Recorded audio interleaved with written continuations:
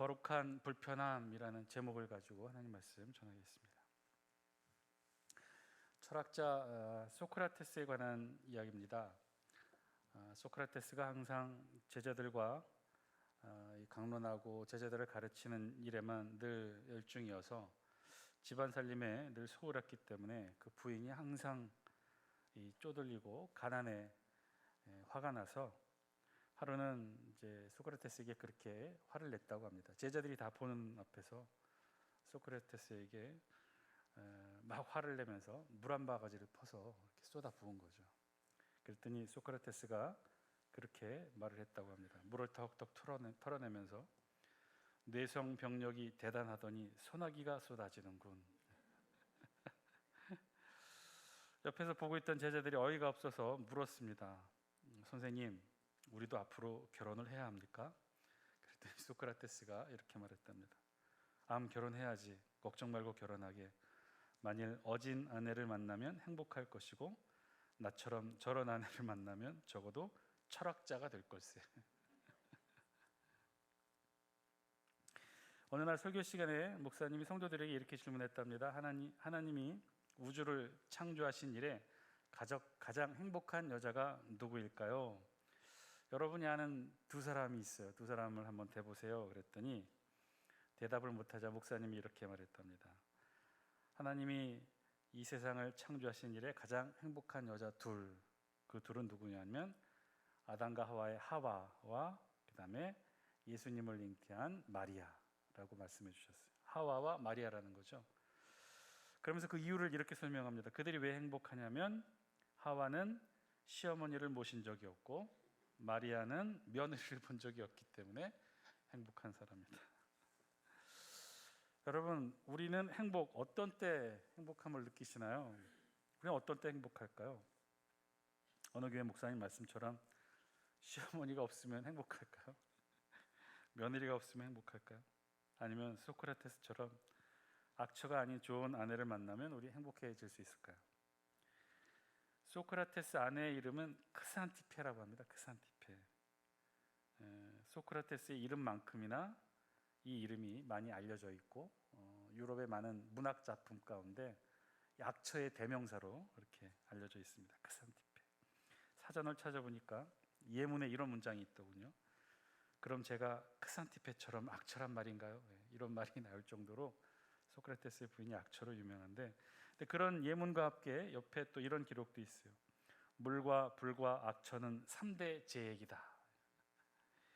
물로도 불로도 큰 화를 당할 수 있는 것처럼 악처를 만나도 그렇게 인생이 큰 화를 만날 수 있다는 말인데, 반대로 그런 악처와 관련된 반대의 내용을 담은 속담도 이 사전이 소개합니다.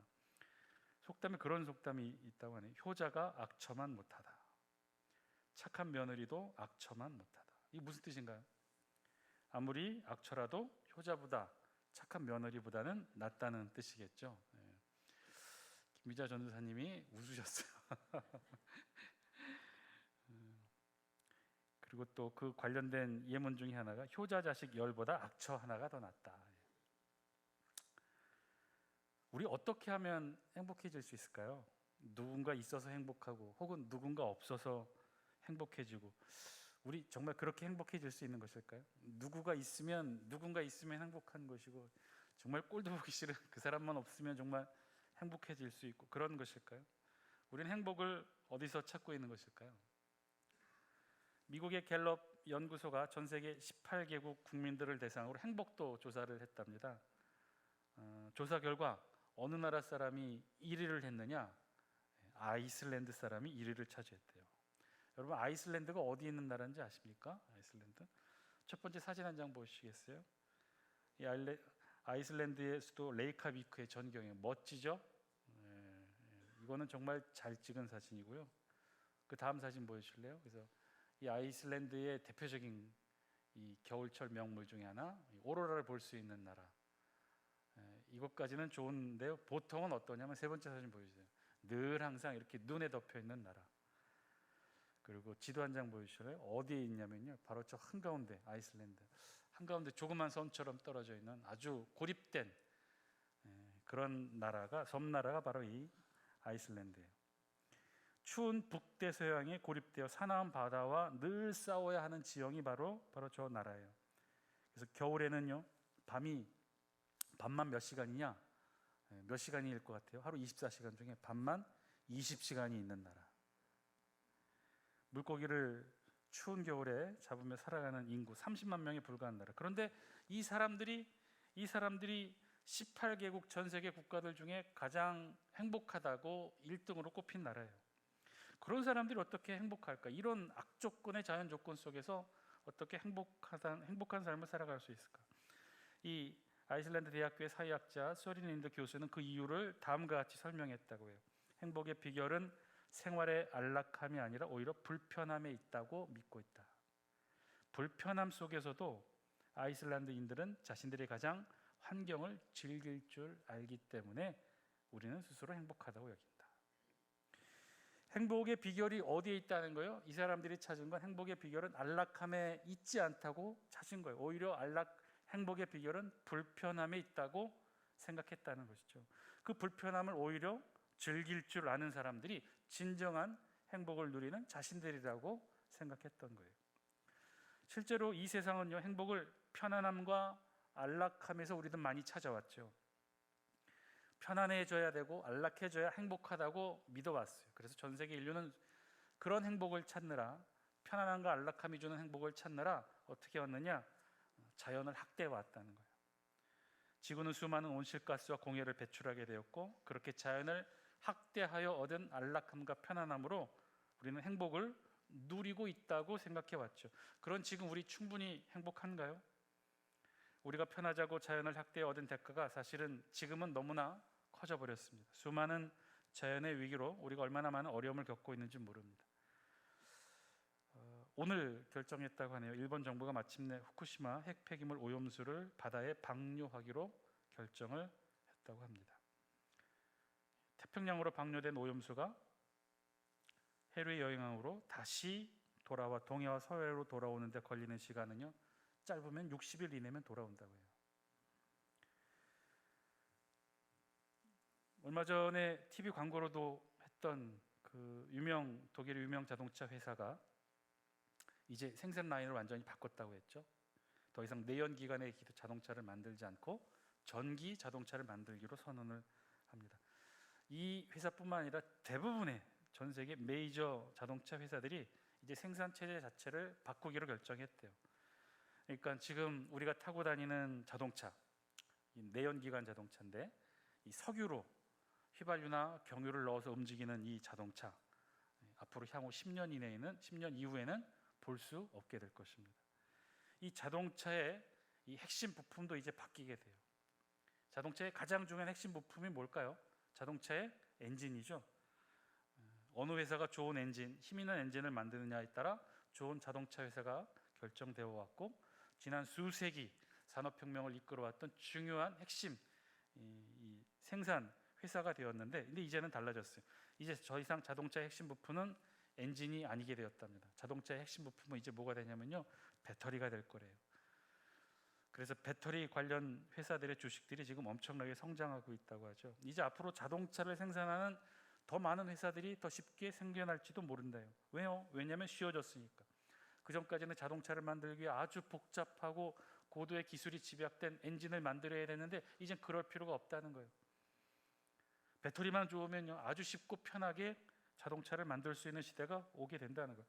앞으로 많은 부분에서 이와 같이 우리의 삶이 이제 달라지게 될 것입니다. 그동안 자연 환경을 확대하여 얻어왔던 우리의 편안한 안락함을 이제는 어쩔 수 없이 내려놓아야 할 때가 오게 되었다는 것이죠. 여러분, 우리의 행복은 이제 어디서 오는 것일까요? 우리 신앙의 영역에서도 마찬가지라는 생각을 해봅니다. 우리 신앙인은요, 저와 여러분 신앙인들, 우리는 어느 때 행복함을 느끼게 될까요? 오늘 우리 성경의 주제는 바로 그 주제를 다루고 있어요. 오늘 우리가 함께 읽은 본문 24장에 있는, 우리가 함께 읽은 말씀 25장에 있는 말씀, 24장부터 28장까지는 내용적으로 구분해 본다면 출애굽기 19장부터 24장까지는 소위 말하는 하나님과 이스라엘 백성 간의 선민 언약 체결 사건을 기록합니다. 하나님께서 이스라엘 백성들을 출애굽시키셨어요. 애굽의 10가지 재앙을 통해 홍해를 가르고 구름 기둥 불 기둥으로 또 반석에서 샘물 나게 하시고 만나 매출하기로 이스라엘을 먹이시고 그렇게 이끄셨어요. 그런데 결국 어디로 이끄셨느냐? 가나안 땅이 아니라고 그랬죠. 저 시나이 반도 남쪽 시내산으로 이스라엘 백성들을 인도해 왔습니다. 시내산에서 하나님은 결국 200만 이스라엘 백성과 모세 앞에 나타나셔요. 그곳에서 하나님은 이스라엘 백성들과 이제 언약을 맺으셔요. 무엇을 통해 언약을 맺게 되죠? 말씀, 시내산 언약에 있는 말씀, 십계명을 비롯한 하나님과 이스라엘 백성들의 사이에 이 언약의 말씀으로 언약 체결을 하고 계시죠. 그 내용을 기록한 것이 출애굽기 19장에서 24장까지의 말씀이에요. 정확하게는 19장에서 하나님이 이스라엘 백성들 앞에 나타나시고, 그리고 20장부터 24장까지는 이 법령들을 쭉 600여 가지가 넘는 이 율법의 말씀들을 쭉 하나님은 이스라엘 백성들에게 알려주시고 가르쳐 주셔요. 하나님, 이스라엘 백성들이 하나님을 어떻게 섬겨야 되는지, 그리고 이스라엘 백성들 사이에, 선민들 사이에는 어떤 관계들을 맺으며 살아야 되는지를 아주 조목조목 그들의 의복에서부터 먹는 음식에까지 자세하게 규정하는 법을 하나님은 이스라엘 백성들에게 알려주시죠. 그리고 이어지는 25장부터 31장까지의 내용은 어떤 내용이냐? 앞의 내용과는 전혀 다른 말씀을 기록하고 계셔요. 우리 1절, 2절 우리 같이 한번 읽겠습니다. 시작.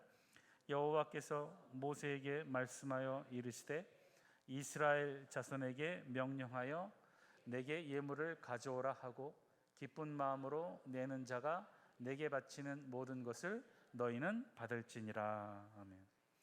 여태까지 이스라엘 백성들이 지켜야 될 하나님을 섬기는 방법과 선민들 사이의 관계에 대해서 너무나 아주 조목조목 자세하게 말씀해 주시던 하나님이 이제 말씀의 톤과 내용을 바꾸어서 전혀 다른 말씀을 하고 계시죠. 그 말씀의 내용의 요지는 1, 2절의 요지는 이거예요. 이스라엘 자손에게 명령하여 내게 예물을 가져오게 하라. 하나님은요, 갑자기 이스라엘 백성들을 통해 예물을 가져오라고 명령하고 계셔. 왜 이렇게 말씀하셨을까? 그러면서 예물을 받으시면서 한 가지 단서 조항을 두고 계시죠. 어떤 단서 조항이에요? 어떻게 내는 자들을 받으라는 거예요? 기쁜 마음으로 내는 자가 내게 바치는 모든 것을 너희는 받을지니라. 오늘 성경 퀴즈 1번 문제의 답입니다. 기쁜 마음으로 내는 자. 그냥 내는 거 받지 말라는 거예요. 기쁜 마음으로 내는 자. 우리말 번역은 이렇게 되어 있는데 원어의 의미는요, 자원하는 마음, 헌신하는 마음이에요. 자원하는 마음, 헌신하는 마음. 그러니까 하나님은 지금 이스라엘 백성들로부터 예물을 받게 하라, 예물을 받게 하라고 명령을 하시는데 그 전제 조건은 뭐예요? 기쁜 마음으로, 자원하는 마음으로, 헌신하는 마음으로 내는 예물을 받으라고 명령하셔요. 그러면 왜 하나님은 갑자기 예물을 받으라고 명령하셨을까? 그 수많은 조항들, 십계명을 비롯해서 그 수많은 조항, 율법의 조항들을 쭉 다 설명하시다가 갑자기 25장의 내용과 성격과 톤을 달리하여 왜 갑자기 예물을 받으시라고 명령을 하셨을까? 그 설명을 우리 성경은 자세하게 해주지 않아요. 그리고 그 설명 대신에 갑자기 그 예물의 종류에 대해서 쭉 우리 성경 나열하죠.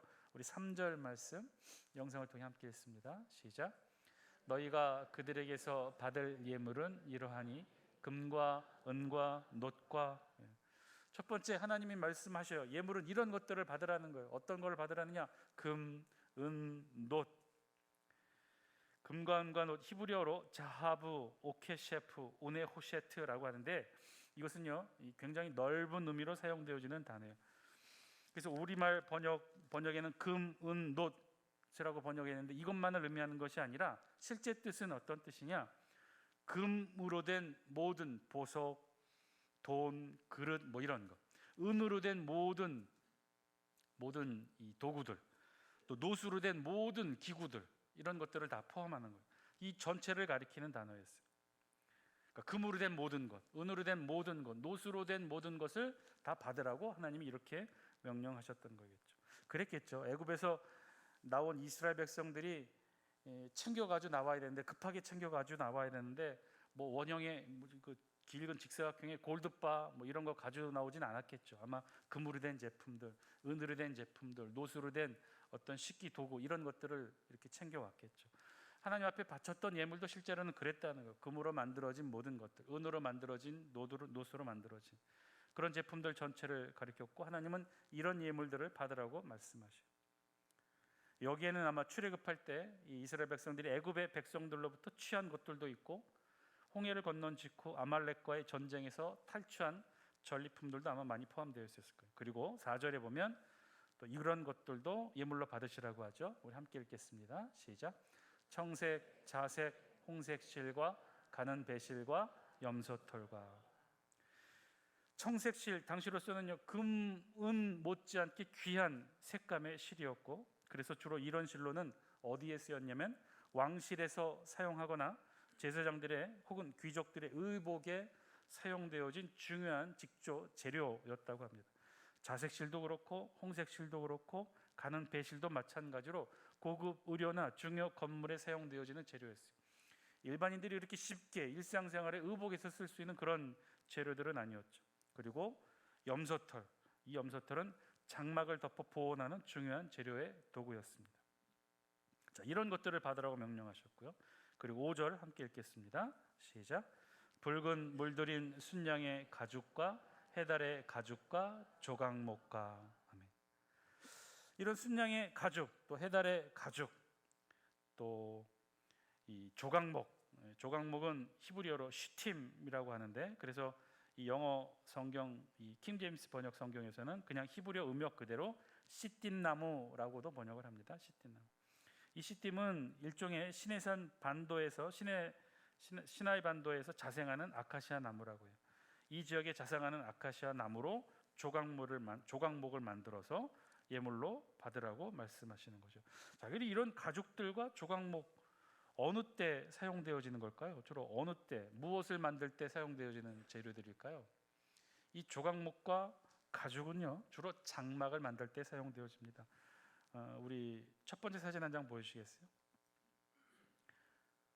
지금 성막을 이루고 있는 모양, 이 생김새에 대해서 이렇게 가상으로 만들어서 보여준 건데 말씀이 기초하여 성막은 저렇게 직사각형 형태로 되어 있고요. 그 성막을 덮는 것으로 덮는 재료를 어떤 걸 썼냐면 저런 이 가죽들을 사용했다는 거예요. 처음에는 이제 세마포로 덮고, 두 번째는 염소털, 그 다음에 세 번째가 붉은 순양의 가죽, 네 번째가 해달의 가죽, 이렇게 여러 겹으로 덮여서 성막을 덮는 역할을 하는 그런 재료들이었죠.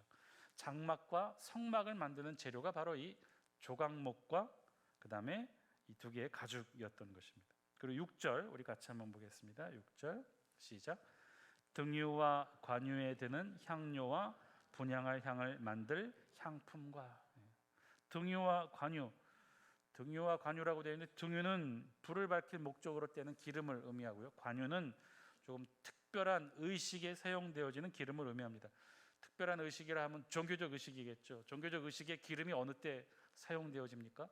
제사장을 세울 때, 왕을 세울 때 그 머리에 붓는 기름, 이 기름을 관유라고 했어요. 여기에는 특별한 향료가 첨가가 되어져 있는 그런 기름이었고, 그 다음에 7절 우리 같이 한번 읽겠습니다. 시작. 호마노며 에봇과 흉패에 물릴 보석이니라. 에봇, 히브리어 발음으로 에포드라고 하는데요, 이 에포드는 어디에 쓰여지는 것이냐면 대제사장이 겉옷 위에 입는 조끼와 앞치마가 연결된 모양의 의복이에요. 우리에는 없는 의복이에요. 우리 두 번째 사진 보여주실래요? 제사장 모양이고요. 제사장 이 옷인데, 제사장 눈에 제일 먼저 보여지는 옷이 겉에 걸치는 저 옷이 조끼와 앞치마가 연결된 형태의 옷이에요. 그래서 우리에는 없는 옷이라 우리말로 바꿀 수 있는 언어가 없어서 그냥 히브리어 에포드를 그대로 음역하여 에봇이라고 했던 거예요. 그러니까 조끼와 앞치마가 연결된 형태. 저 에봇과 흉패에 물릴 보석이니라. 흉패는 가슴, 이 가슴을 말하고 가슴 바지를 의미해요.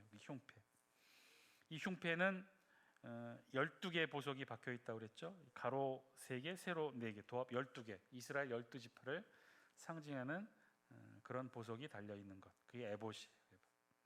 자, 이제 나왔죠. 자, 지금까지 하나님은 이스라엘 백성들을 통해 아주 복잡한 여러 가지 예물을 받게 하셨어요. 금과 은과 놋과 청색, 자색, 홍색 실과 염소털, 순양과 해달의 가죽, 조각목, 등유, 관유, 향, 그리고 호마노와 에봇, 흉패까지. 결국 지금 하나님은 이스라엘 백성들에 의해 자원하여 드려지는 예물을 통해 하나님은 지금 무엇을 만들려고 하시는 거예요? 무엇을 만들려고 지금 이렇게 복잡한 예물을 받도록 하나님 명령하신 거예요? 성막을 만들려고 하신 거예요. 성막. 다음 사진 보여주실래요? 성막. 성막에 대한 모형입니다. 그 앞에 있는 사진이에요. 그 말씀을 토대로 만들어진 모형을 이렇게 그려보면 저런 모양이 된다는 것이죠. 성명이에요. 성막. 우리 다음 사진 그 8절 함께 읽겠습니다. 8절입니다. 시작. 내가 그들 중에 거할 성소를 그들이 나를 위하여 짓되. 하나님은요, 지금부터 이제 25장부터 장장 어디까지냐면 31장까지 아주 굉장히 긴 내용, 아주 세세하게 하나님이 거할 성막을 짓도록 이스라엘 백성들에게 말씀하셔요. 자세한 성막의 재료와 식양과 그 관계 모양들에 대해서 아주 자세하게 말씀해 주셔요. 자, 질문이 있어요. 왜 하나님은 이스라엘 백성들에게 성막을 짓게 하신 것일까요? 왜 성막을 짓게 하신 목적이 무엇일까요? 그것도 장장 31장까지 아주 세세하게 성막의 자세한 내용과 식양, 그 준비에 대해 말씀하고 있어요. 어떤 때 읽다 보면요, 마치 어떤 도면을 글로 풀어 읽어주는 듯한 느낌이 들 정도로 아주 자세하고 세밀한 이 성막 건축 도면을 설명하여 기록하고 있어요. 하나님은 왜 이런 명령을 하고 계신 것일까?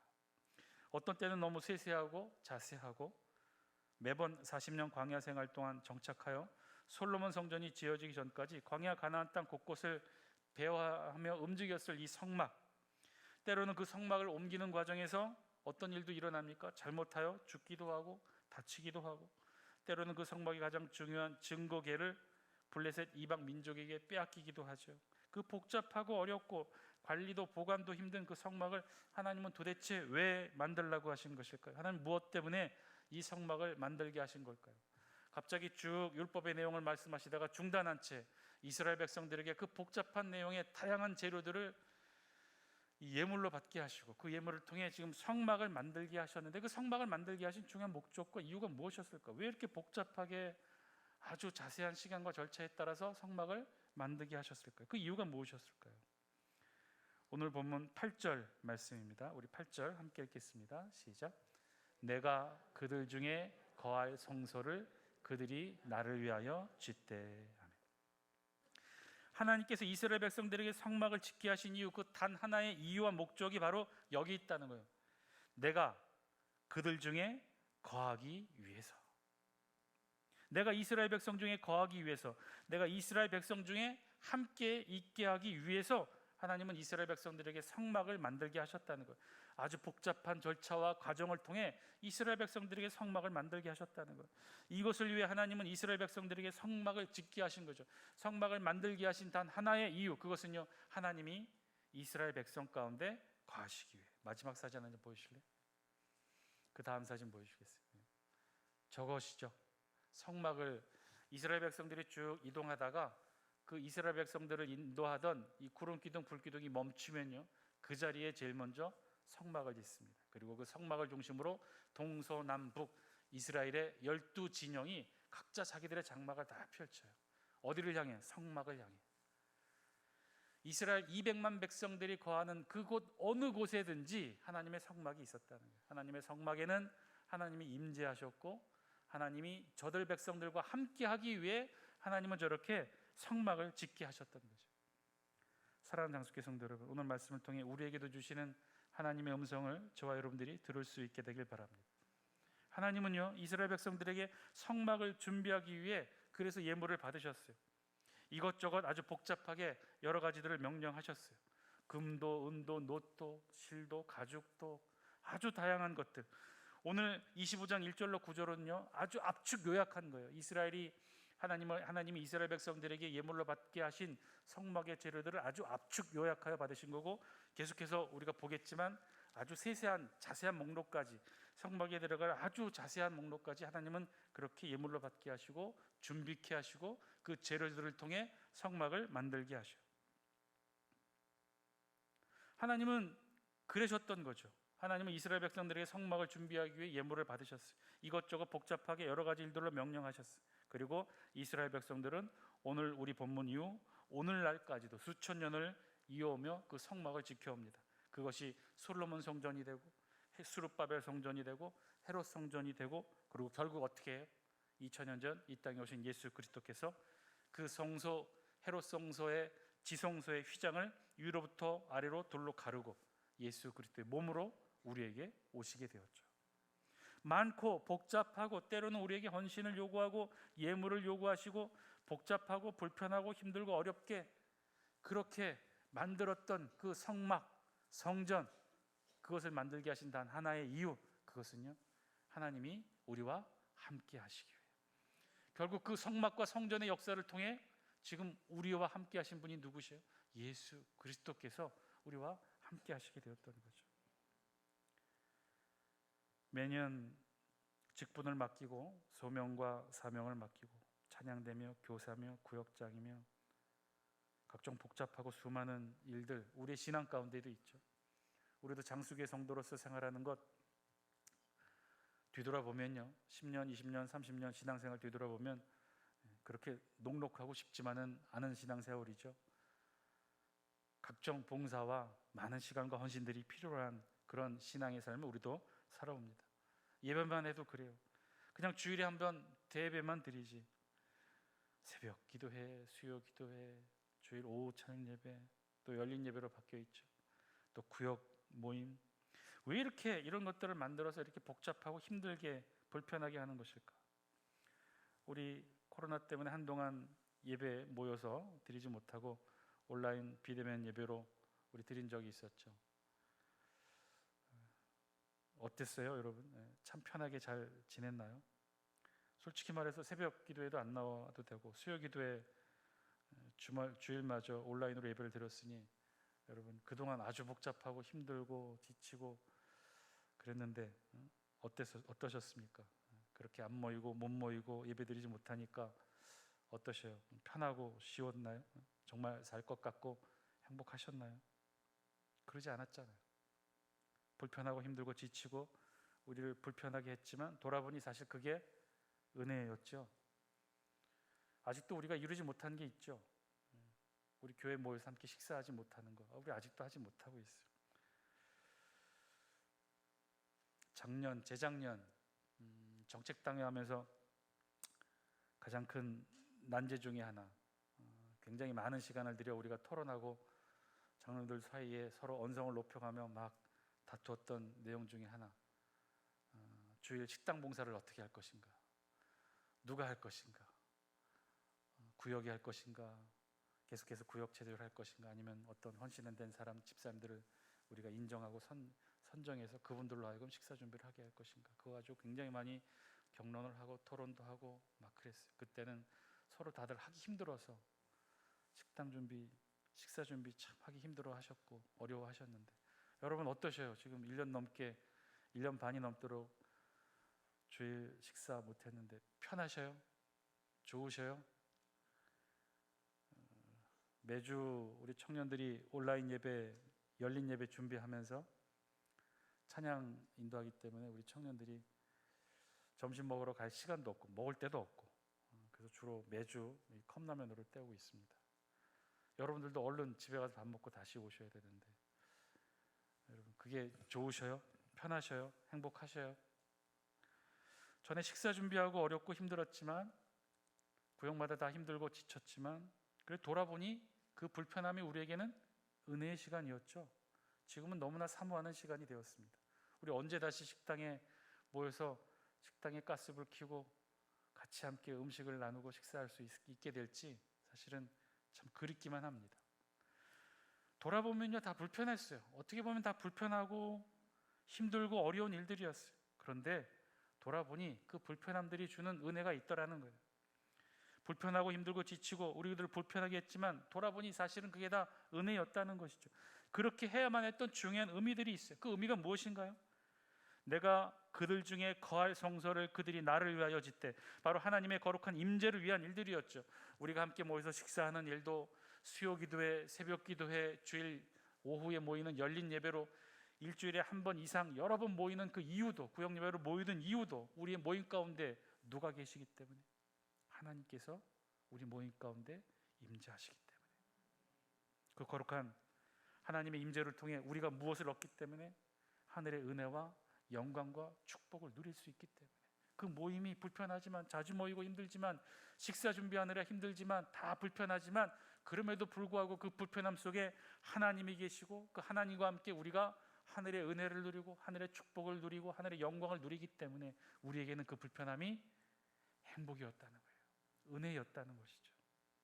사랑하는 장수교 성도 여러분, 어렵고 힘들고 지친다고 내려놓지 마시기 바랍니다.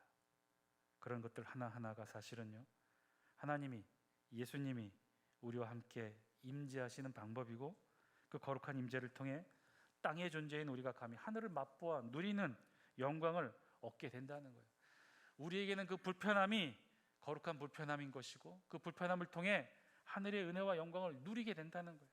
오늘 우리의 모두의 삶 속에 이런 거룩한 불편함이 저와 여러분들의 삶 가운데에도 계속하여 있게 되기를 바랍니다. 식사 준비하는 그 고통, 힘들고 어려운 일들, 그 거룩한 불편함이 우리에게는 은혜예요. 그 불편함을 통해 우리가 하나님의 임재를 경험하고 하늘을 맛보아 누릴 수 있게 되는 것이죠.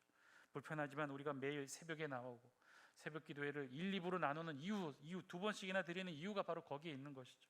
불편하지만 구역이 모여 예배를 드리고, 불편하지만 수요 기도회도 모이고, 불편하지만 주일 오전에도 오후에도 모이고, 교육부서 아동부들이 다 따로따로 모이는 이유, 그 속에서 교사로 헌신하고 예배 안내로 헌신하고 차량 봉사로 헌신하고, 아직까지 찬양대를 못 쓰고 있지만 찬양대로 헌신하는 그 이유가 거기 있는 거예요.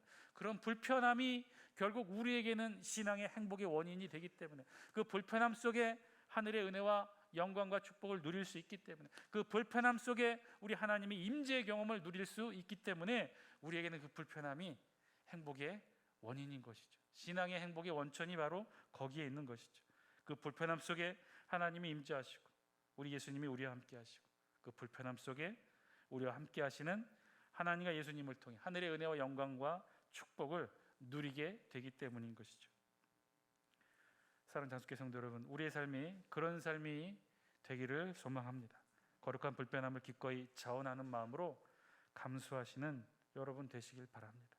거룩한 불편함으로 하늘의 은혜와 영광을 우리 남은 생에 계속해서 맛보아 누릴 수 있는 우리의 신앙, 우리 장수교회 되게 하여 주옵소서.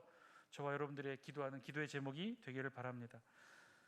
조금 더 불편하게, 조금 더 예배드리고, 조금 더 기꺼이 찾아와 봉사하고, 조금 더 시간 내어 헌신하고, 조금 더 우리의 신앙들을 좀 더 불편함으로 자꾸 몰아가는 것, 그것이 그 속에 진정한 신앙의 행복과 은혜가 있게 되는 줄 믿습니다. 저와 여러분들 그 행복 찾게 되길 바랍니다. 그 행복에 하늘의 은혜가 있고, 그 행복 속에 하나님의 은총과 축복이 있습니다. 우리 장수교회가 그런 교회 되게 하여 주옵소서.